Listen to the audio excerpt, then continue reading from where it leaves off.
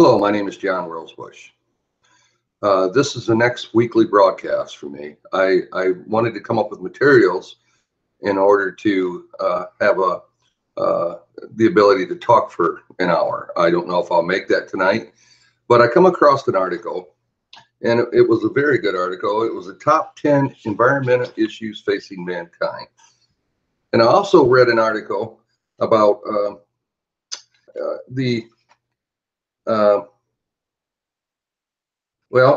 it's about we're headed for an apocalypse. 15,000 scientists sent a letter to the world leaders talking about this and trying to address why we are headed in that direction. Because I wrote out there, because you can't see something isn't real. Well, it's real. There is so many issues facing humanity's future that is directed towards a crisis, directed towards humanity as we don't know it today. And so many people are not paying any attention.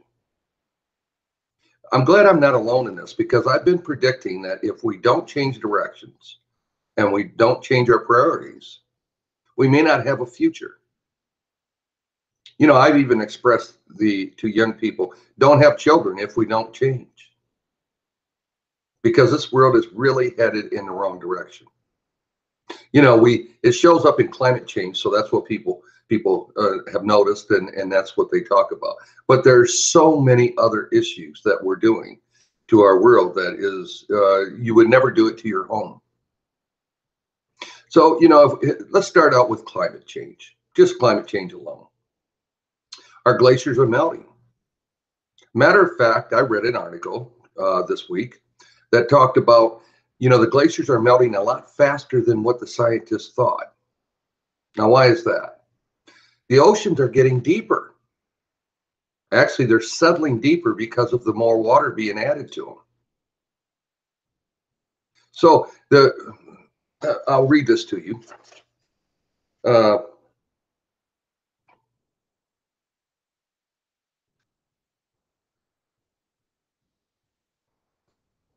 Over the last 20 years, ocean basins have sunk an average of 4/1000ths of an inch per year.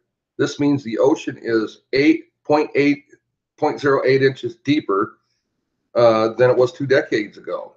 While this may seem like a small fragment of an inch, may not seem much, oceans cover over 70% of our planet, making a problem much bigger than what they first thought. So the glaciers are melting faster. And by the way, you know how it is when you have an ice in your glass and it starts to melt, and then all of a sudden it melts real fast, don't it? Well, that's what's going to happen to our glaciers. They're going to melt much faster than what we anticipate. And our oceans are going to rise much more than what we thought. This is going to happen.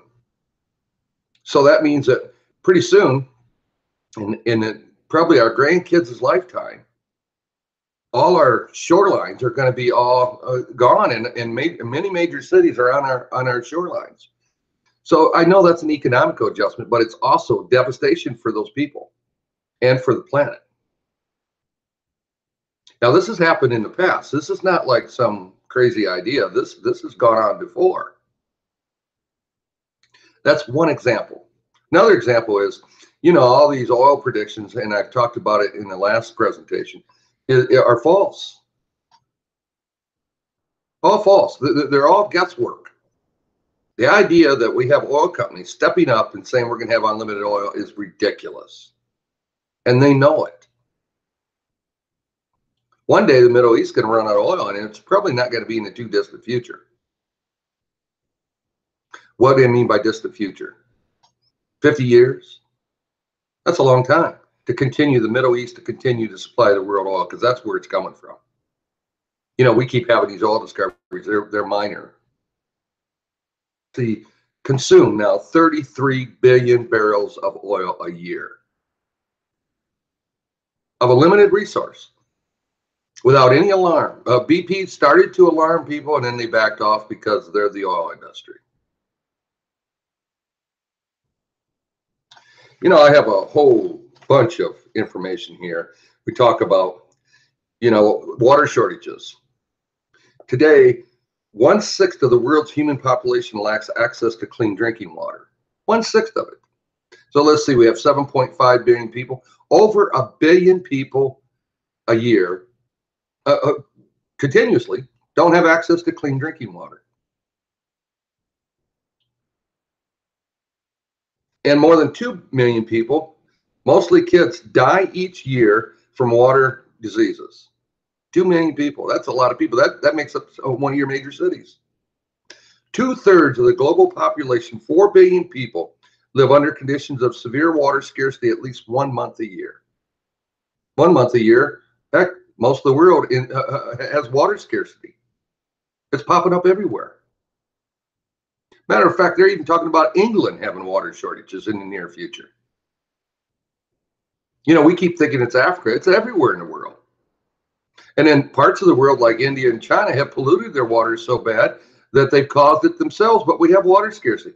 And why have they done that? Because they have way too many people.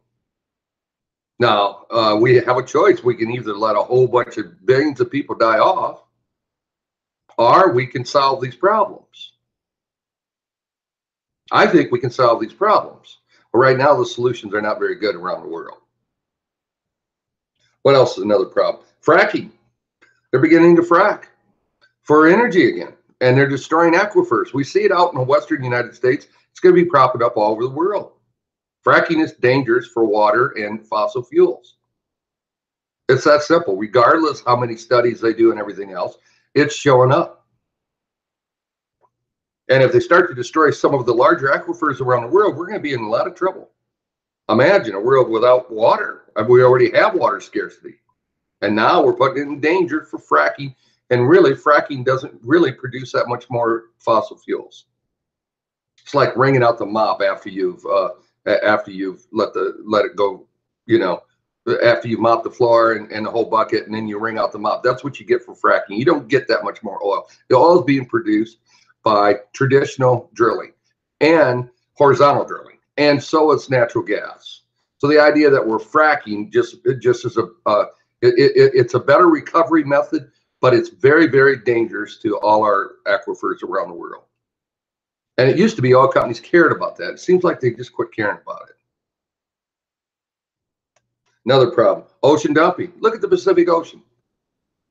My God, it's a trash dump. Now that's our ocean. That's a major ocean around the world.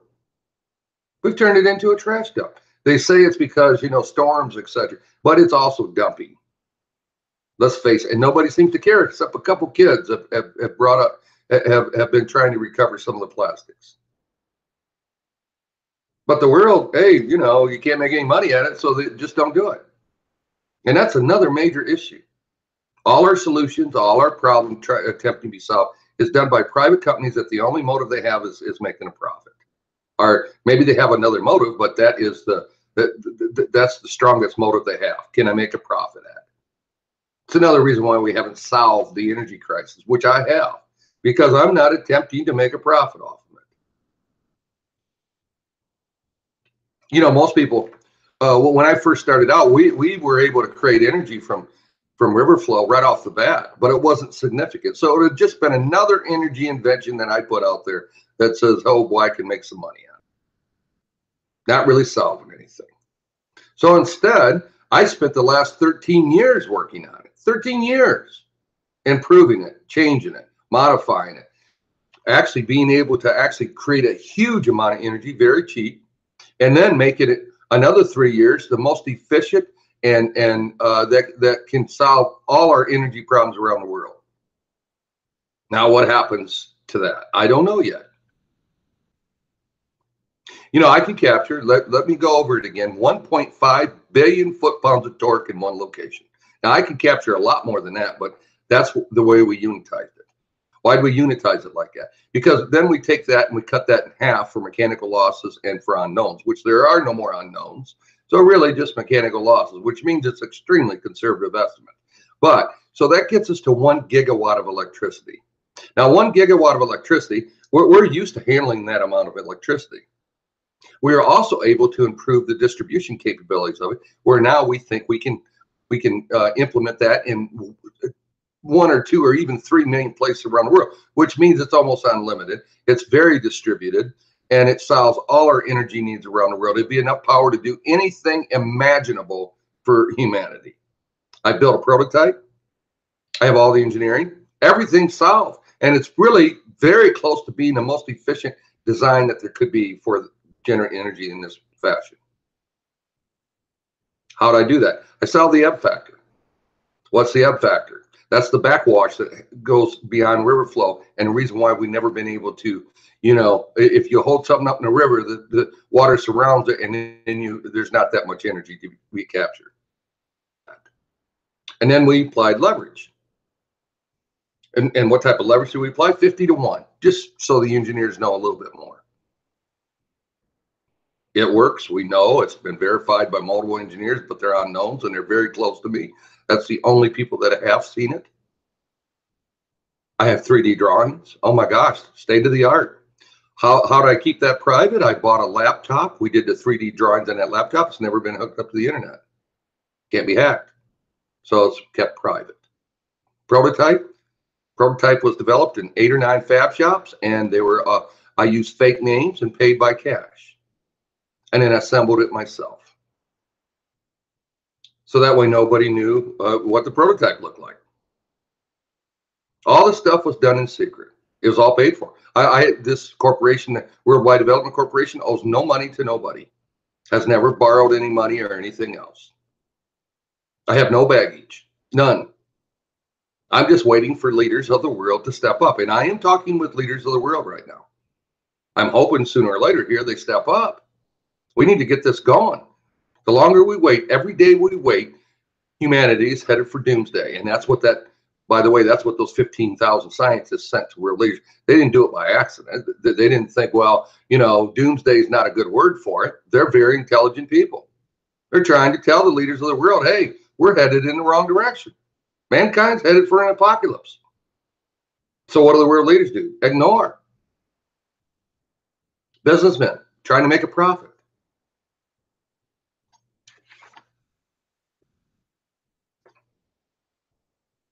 Our permafrost in the Arctic is melting. People don't understand that's methane gas. Methane gas is 98 times worse on the atmosphere than carbon dioxide. You imagine when we release enough of that, and it's already going on majorly in Russia and different places around the world. And then we got deforestation. Deforestation, we keep thinking of the Amazon, but it's happening in Africa, just as bad, and other parts of the world, Canada. We actually are destroying enough forests to cover the country of Greece. Every year. Cover the country of Greece, and only half of it gets planted back as forest. The other half is just disappearing. Why are they doing it? Well, they can say valid reasons, but it's still happening. It's the carbon to our world. That is exactly how the carbon gets consumed. Plants consume carbon.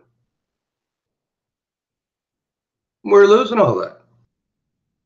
And then the carbon in the ocean, it's getting worse and worse, raising the acidity level, bleaching out our reefs. They're going away. That's like the little house for the marine life is the reefs. Great Barrier Reef, half gone, half bleached out, and there's a bunch of other major reefs around the world being bleached out. How in the hell are fish going to stay alive? What are we doing? Why aren't we addressing all these issues? These partial or no solutions or phony solutions need to stop. World population. I don't know, 7.4 billion, 7.5 billion, raised up from a little over 1 billion in 1950. It's 6 times the strain on our world resources. And we haven't changed the way we use our resources. Just ignoring it. Having wars over fossil fuels. It's ridiculous. We don't even need fossil fuels with this new energy invention I've created. Yet we're having wars over. People are, literally going to war. In the United States, they are all geared up, got, I don't know, 10, 12 times the amount of war machine than any other country in the world. I mean, come on. We all have nuclear bombs enough to destroy the world 100 times over. The hell do we need all this military crap for?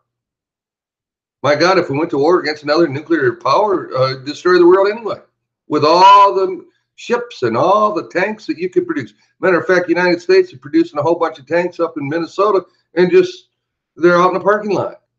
Why? Because they don't want to lay people off that war machine. They got to fund it. Crazy. Things are crazy that's going on. Scientists are not speaking up or can't be heard. One of the two, I'm not sure. Even just through my broadcast, I should have 10,000 scientists, 100,000 scientists telling the world leaders, pay attention to this man. I'm not asking for money. This isn't about greed. I'm trying to get the world leaders to come together, or at least one, just one. Now that may be possible because I am working pretty closely attempting to get one to step up here. I have maybe the 3rd to 5th largest law firm in the country talking with me, but not doing anything, just kind of sitting and watching.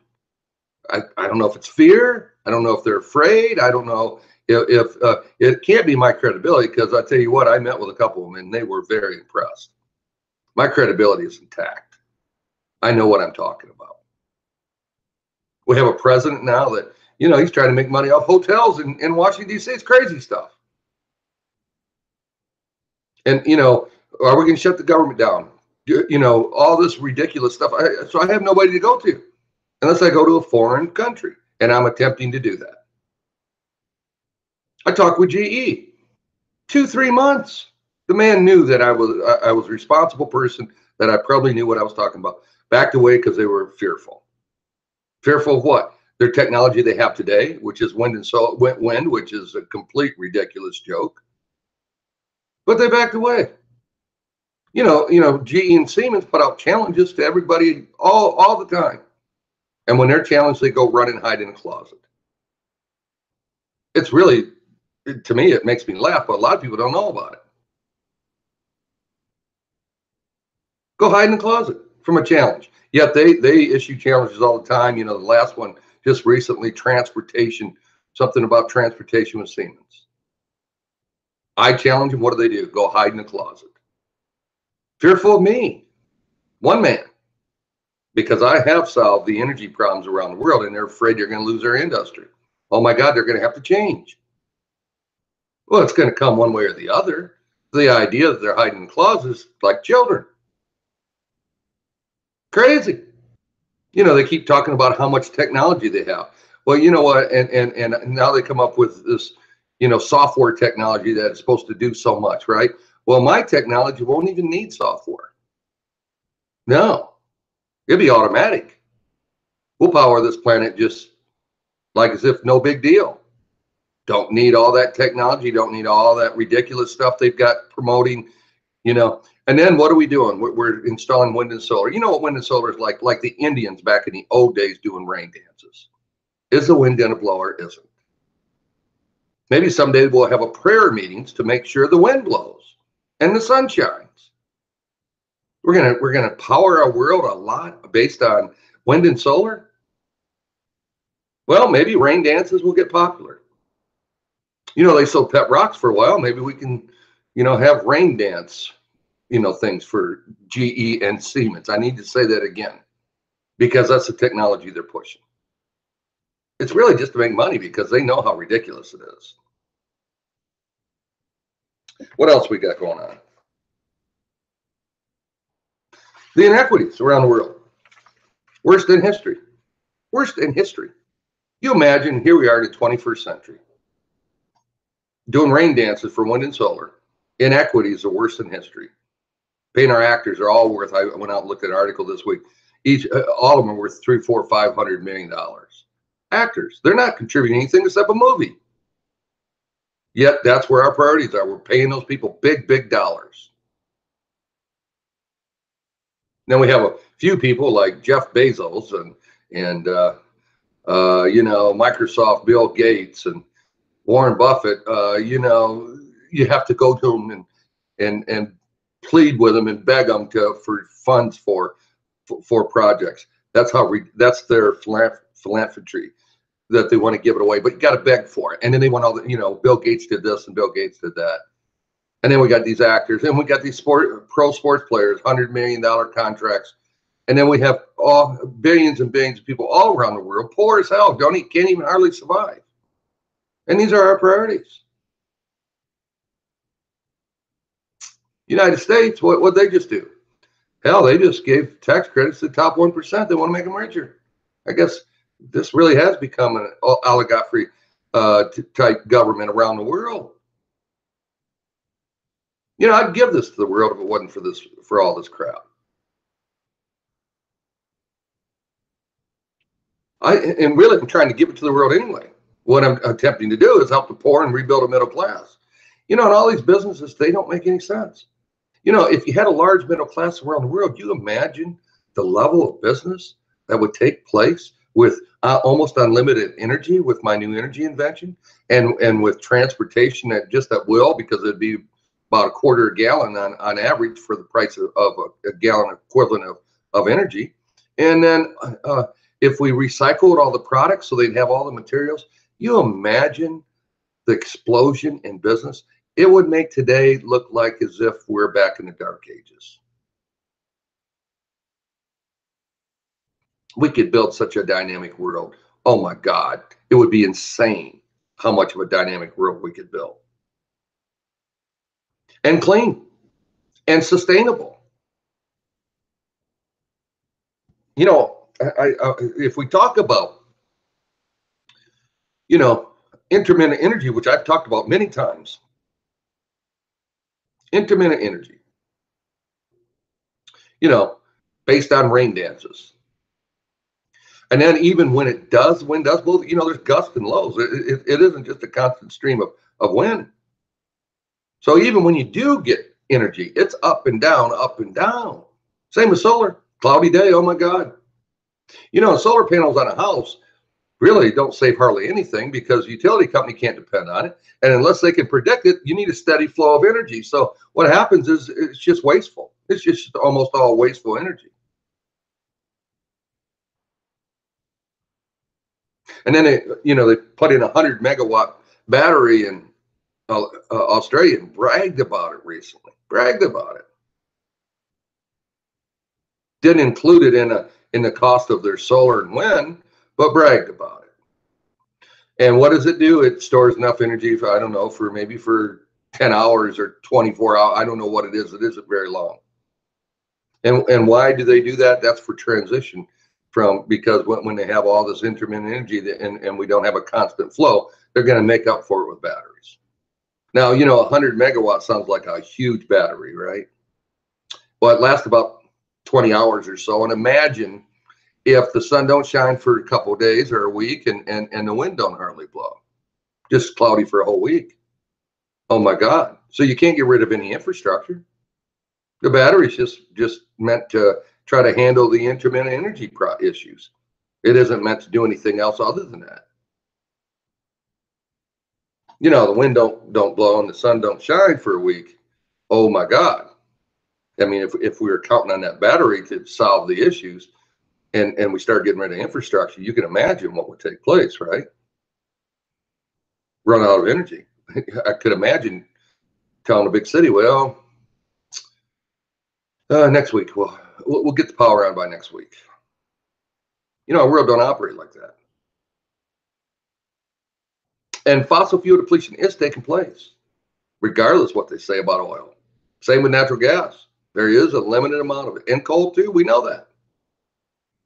Now you got China and India with all their smog issues. Horrible, horrible smog. So bad, it's like living in hell. I can't imagine walking around with face mask on every day. I just can't even imagine it. And not being able to see, and your eyes burning. So China's been making attempting to make some changes. They brought in water cannons. And it's been a partial solution, of course. You spray water up in the air, mist up in the air, and you get particles to drop out of the air, but it still pollutes land. It's really a phony solution. And I guess it's like living in Seattle. You're always going to have a mist now. But the problem is the land pollution is still going to continue on. Those particles are still dropping to the ground. Also, China, they're wanting to move their power sources away from the cities down to the southern part of China. And then what are they doing there? They got real high tension lines that they've installed to go back to China. Now, they've polluted the agricultural land around where the power plants are today. Terrible. Actually, they're predicting 25% of their agricultural land has been destroyed. Well, now guess what they're going to do? They're going to destroy the southern part of their agriculture. So maybe 40 or 50% of the agricultural land is going to be destroyed by the solution. Now, it does get rid of some of the smog up north, but guess what? It now is going to create land pollution down south. So it's a trade-off from one to the other. They're already buying up land in Australia and in Africa to feed their country. Now, if they're going to make it worse here, and they're taking away from Australia, and I guess Australia don't have as many people, but taking away from Africa too.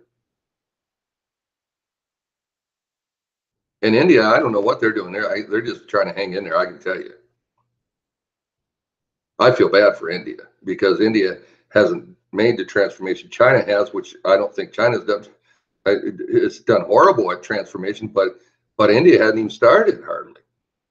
And now they're wanting to install solar. And they market this stuff, wind and solar by capacity, which again I've talked about before. It's like it's honest to God, it's like marketing the mileage on a vehicle by going down a mountain in Idaho. That's how crazy it is. They're lucky to get 10% of what their stated capacity is out of solar and wind, and then the problem is that it's hard to use that because it's intermittent, which means it's variable. It just all over the place.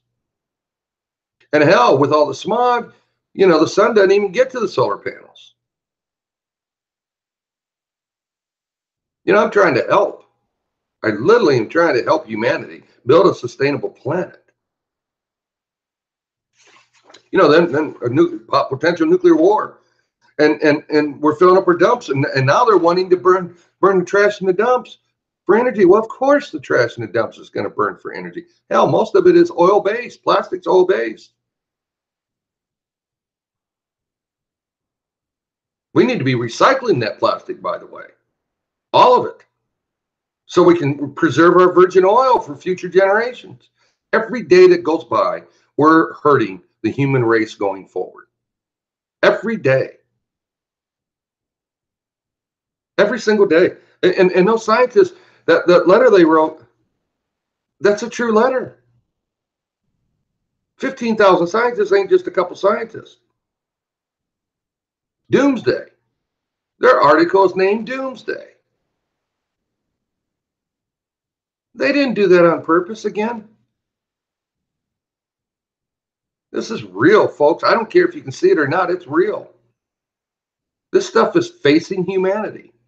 You may live your everyday life and not see it, but any scientist knows what I'm talking about. Overfishing, our reefs bleaching out. We're going to lose our ability to have fish as protein in this world.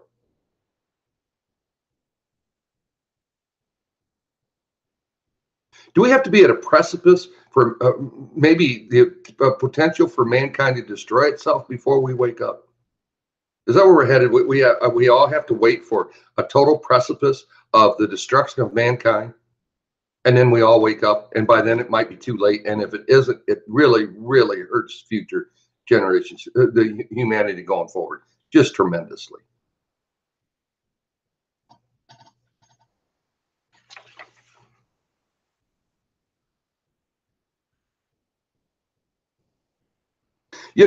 The nuclear plant in Japan, leaking nuclear radiation into, what's it called? Fukushima in Japan, leaking nuclear waste. It's even showing up in California now. That's how bad it's still leaking right into the ocean. It's kind of like BP and its oil, what it did to the Gulf of Mexico. Well, they're doing that to the Pacific Ocean. showing up in California.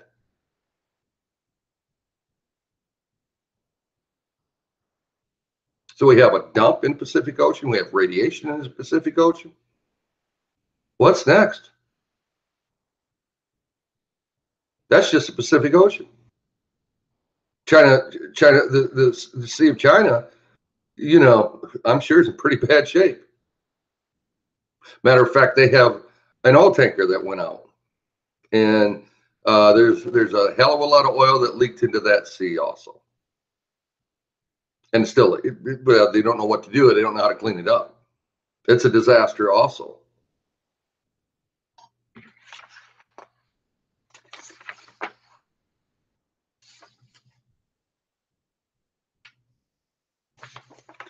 You know, there's a whole bunch of articles that are being about the environment, and you know, we have the Paris Agreement and all the other stuff going on. Well, you know, let's talk about the solutions, okay, a little bit. What have we solved?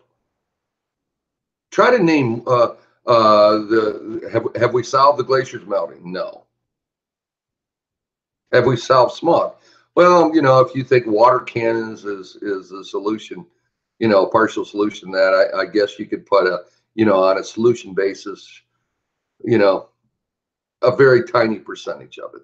But it appears like we've solved a little more, but we still have that same pollution. It's just going now into the land faster. And around the world too. Don't, if you think they're the only two that have smog issues, you ought to look at Iran, Mexico City. I can name countries from around the world that is happening. Same thing, Paris, certain times of the year. What have we solved with that? I don't think much. Our oil consumption continues to grow around the world too. So if we talk about, you know, we're not consuming as much oil, it continues to grow. I don't know where they think, you know, this alternative energy. Hell, we're consuming more oil today than we have ever, and it just continues to grow. Of course, 98% of transportation is oil based, so that's gonna, you know, we haven't really attacked that very much.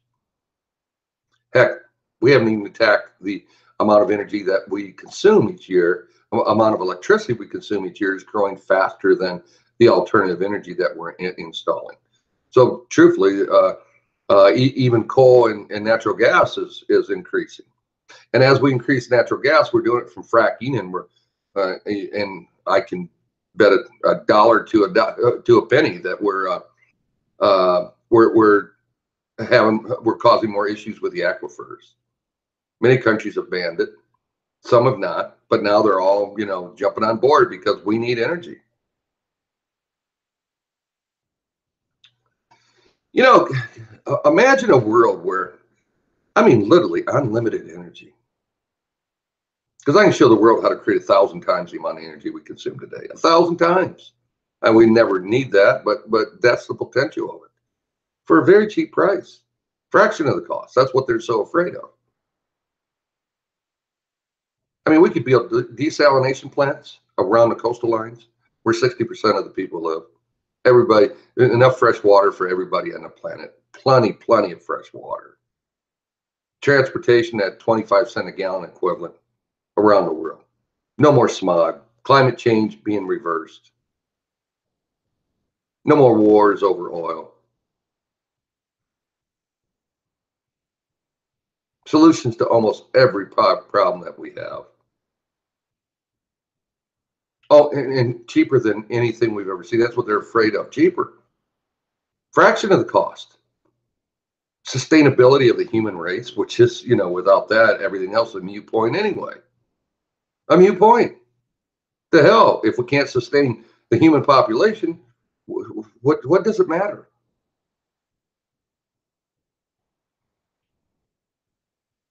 You know, I'm not getting the attention of the people I should be getting attention to. I'm telling you, there should be 2 billion people listening to this. It's that important. We're talking about doomsday, 15,000 scientists. We're talking about the apocalypse of the human race. If you don't think it's that serious, you better go through all these things. Pay attention.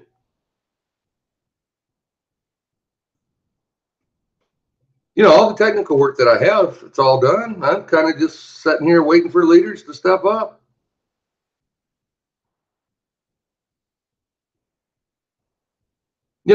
If the United Nations called me tomorrow and said, hey, come in front of us and present this new energy invention and made certain promises, I'd do it. I would do it in an open session.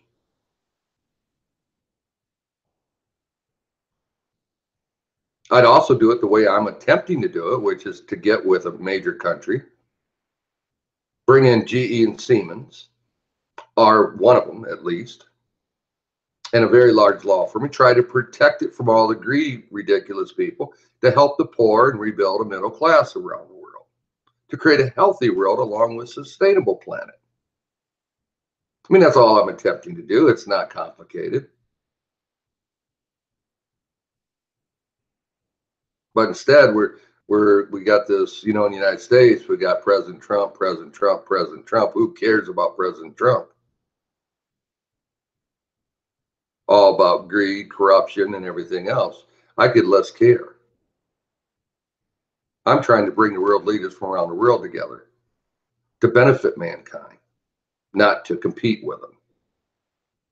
Oh, everybody likes competition. Competition, we're destroying ourselves over competition. America first, right? I say no, mankind first. Humanity's future, our children's future, a healthy world for everybody on the planet. Many of these benefits, most of them are going to go to poor countries. I'm not trying to say I'm for poor countries more than wealthy countries, but they need the help. I want to help every country in Africa. I want to Africa can become the showcase of the world. So can South America. So can the rest of the world. This thing works in cold weather. Hell, I can deliver that much energy to Moscow too. I'm not shorting anybody on the planet with this new energy invention. It has capabilities that's beyond everything I've talked about. You say, well, you're just trying to make money. No, when have I asked anybody for money? If you've listened to all my broadcasts, I ever asked anybody for money? Not a penny. I don't owe anybody any money neither. And by the way, my corporation is a clean corporation. I have no baggage to carry around or nothing else. What I have is a new energy invention to save the planet, change the world. Why am I doing this? Because I'm 60-some years old. What the hell? Am I really going? These people that continue on with this wanting to be a billionaire in mansions. Who cares? Bezos, you're not as old as me, but you're getting a little bit older. Really? You like that, huh? 90-some billion dollars. Well, this thing's worth $1 trillion. More than that. It's priceless. So I guess I could walk around like Jeff Bezos, right? And go to the Hollywood event there and act like, oh boy, I'm the richest man in the world. I think it's a joke. Pay your people more. Sell the stuff a little cheaper. What would you build? A warehouse and a fancy website. And you buy your products from overseas and you sell them here cheap with no taxes. Now you're the richest man in the world. Oh boy, smart. You're not the smartest. You surely ain't the brightest for wanting to be this greedy and this, what I consider completely insane. Help and destroy our world. One of the oligarchs of the entire world. Oh boy, really?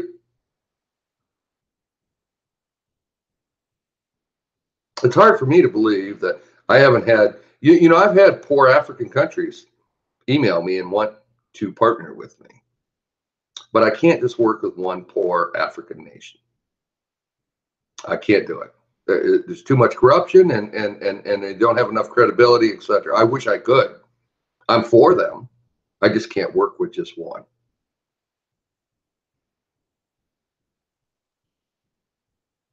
Otherwise, I would. I have no problems with that. I'm colorblind. I truly am. I don't care if you're black, white, green, or yellow or purple. I care about poor people and try to build a middle class. I care about a young man that just got married and going to have their first baby, and they're all excited, and life's all ahead of them, and I want them to have hope, chance for prosperity. That's what we should be about. Do all us old men forget about what it was like when you first started out? I don't understand. I really don't understand. Sooner or later, I'm going to die off here. I just hope that we can get this thing going before that even takes place. And I'm not trying to threaten anybody or anything else, but, I'm not getting younger by the day. I want to see the world advance. We have the potential to change this world, to turn this world upside down, to make a difference. You need to go out to www.wdcpower.com. Take a look. There's a Presley presentation on it too. You click on the Presley presentation, there's arrows at the bottom that help you navigate through it. There's different videos on it and all kinds of information. You learn a great deal. Learn a great deal. Learn a great deal about what I'm attempting to do.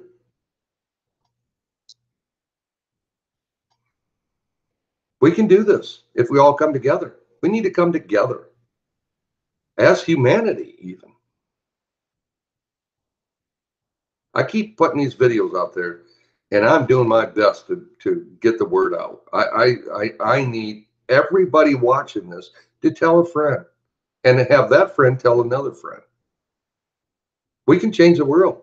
We can create a world where, oh my God, that it's so exciting, so dynamic. Everybody's so mobile. No more pollution. Water problems solved. Energy problems solved. Manufacturing cheap. Recycling around the world. Recycle all the resources so we can continue using them over and over again, so we don't run out of those resources. And oil products are the most. We need to recycle them like crazy, all around the world. And we can't say half the world recycle and the other half don't. The entire world needs to recycle so we have those products.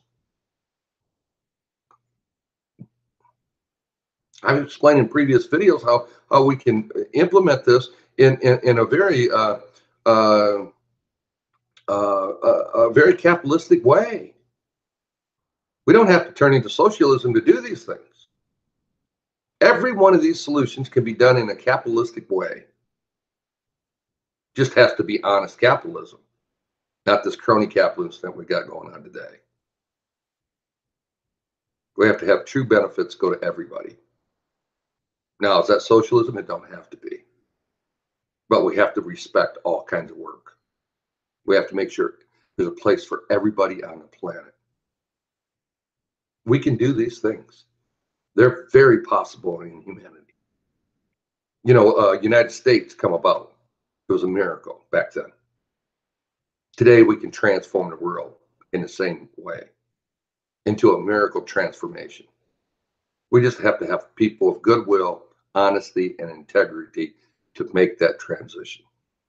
And right now, all we have is greed and corruption and dishonesty running our world in a lot of ways. There is some good people out there, but they're not showing up. We can do this. Contact me. Let's all do this together. World leaders, contact me. I will give you the way that we can create a sustainable planet. As long as we bring it in such a way that it helps support and rebuild the middle class around the world. That if we're all honest about it, that's what we should be doing. There has to be a vehicle to help create a healthy planet. It ain't going to happen on its own. We've seen that. And we're seeing it. It's going on today. You imagine the worst inequities in history of the planet.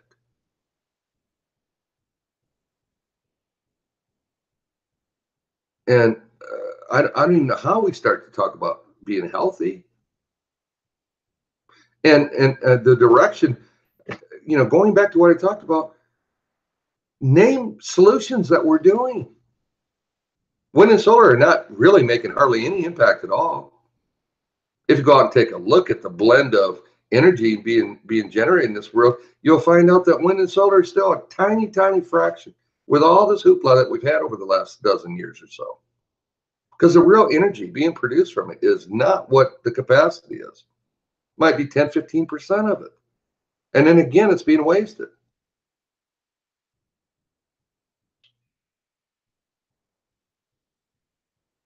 So I don't know where we think we're going, but we had that 100 megawatt battery going in Australia. Okay. Now that seems like, oh boy, right? Well, again, it may have 10, 12, 20 hours of ability to generate that 100 megawatt of electricity, and then it's gone. It's got to be filled back up. Somebody's got to generate energy somewhere to fill it back up. Where's the energy going to come from? These are band-aids. They're not solutions. Water cannons. India now wants to put in water cannons. Hell, I don't even almost consider that a band-aid. I guess it is if you live in the city and you want to get the smog out of the air, and then all the particles drop to the ground and they pollute the land around it anyway. More fresh air, I guess it helps a little bit. I don't know. It sounds insane to me that and they tout it as part of the solution. China's touting moving their coal plants and stuff in the south to the south. Well, hell, they're just going to pollute the agricultural land over there. It's not a solution. It's moving problem from one area to another.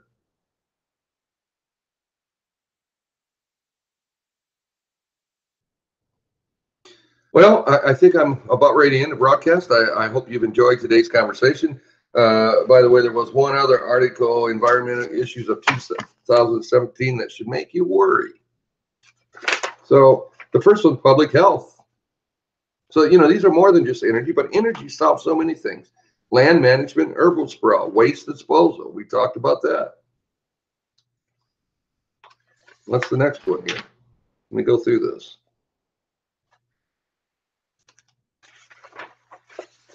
Next one's overpopulation. We talked about population.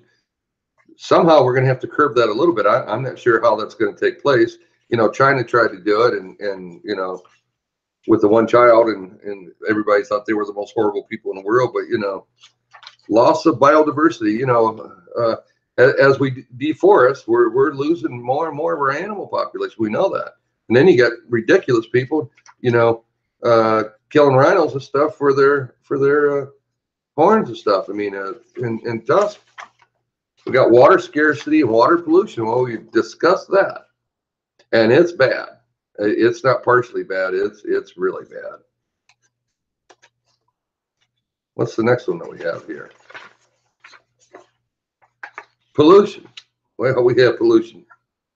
Some of the rivers over in India and China are so bad that, matter of fact, there was a high percentage that isn't even fit for human contact. Deforestation. We discussed that, haven't we? That's size of Greece. The size of Greece. Every year. Can you imagine? Ecosystems and endangered species. Well, again, that goes back to that, and fish too. We have dead zones in the ocean, by the way. And by the way, the Gulf of Mexico's got more dead zones than most other pieces of the planet, and that's because of the chemicals that they drop to get the oil to sink in the Gulf of Mexico, which has caused dead zones all over the Gulf of Mexico. Dead zones. What is a dead zone? Not enough oxygen in the water to support life. So then the fish actually can't breathe. And then last one's climate change, which I'm not so sure is the worst thing. I actually think running out of fossil fuels would be the worst thing that could happen to the world. All right, well, I'm going to sign off, and I'll wait until I get the urge, I guess, to and find enough to where I think I can talk for a half hour or so. In the meantime, I'm hoping that we can bring in a country and get this project off the ground. That is what I'm working on right now. I'm talking with a couple of them. I'm surely hoping that one of them step up and that we make a difference. The only thing I'm asking them for is leadership. So really what I'm asking them to do is help lead this project in the future to help save humanity. It shouldn't be a difficult request. Again, I'm not asking for any money from anybody. So I thank you for listening to this broadcast. I'm doing my best to educate you as much as possible. So I hope that you've learned a little bit, and I hope that you've enjoyed the broadcast. I thank you very much, and you have a very pleasant evening.